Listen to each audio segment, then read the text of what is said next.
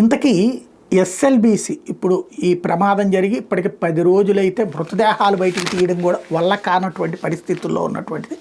అయితే ఇప్పుడు చర్చ ఎస్ఎల్బీసీని బీఆర్ఎస్ నిర్లక్ష్యం చేయడం వల్లనే మేము పని చేస్తున్నాం, ఆ సందర్భంగా ఇది జరిగిందని కాంగ్రెస్ పార్టీ మాట్లాడుతున్న నిన్నటిదాకా శవాలు వాళ్ళని బయటికి తీసుకురావడం, వాళ్ళని లోపల ఇబ్బంది పెట్టారు అన్నటువంటి దాని చుట్టూ జరిగింది. ఇప్పుడు కథ మారి ఎస్ఎల్బీసీని ఎవరు ప్రారంభించారు, ఎవరు చేశారు అన్నటువంటిది కాంగ్రెస్ టైంలో ప్రారంభిస్తే ఆ తర్వాత కేసీఆర్ ఏం చేయలేదంటే ఇప్పుడు తాజాగా హరీష్ రావు ఒక పాయింట్ రైజ్ చేస్తున్నారు.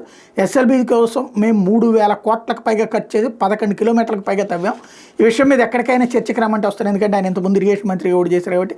నేను చేసిన తప్పని నిరూపిస్తే రాజీనామాకి సిద్ధం, ఎస్ఎల్బీసీలో పనులు చేయాలి కానీ మమ్మల్ని అంటే అట్లాగే గతంలో కాళేశ్వరం విషయంలో కూడా ఇట్లాగే మాట్లాడారు, మాకు అప్పగించడం మేము చేసి చూపిస్తామంటే వెనక్కి తగ్గారంటూ. ఎస్ఎల్బీసీలో 10 రోజులైన మృతదేహాలను వెలికి తీయలేదు, మీ వల్ల కాబోద్దు చెప్పండి, మేము రెస్క్యూ చేసి చూపిస్తాం, ఎస్ఎల్బీసీ ఘట్టం మీద సీఎంకి ఫోకస్ లేదు, ఈ విషయాలని అసెంబ్లీలో నేనేం వదిలిపెట్టను అని చెప్తున్నాడు ఆయన.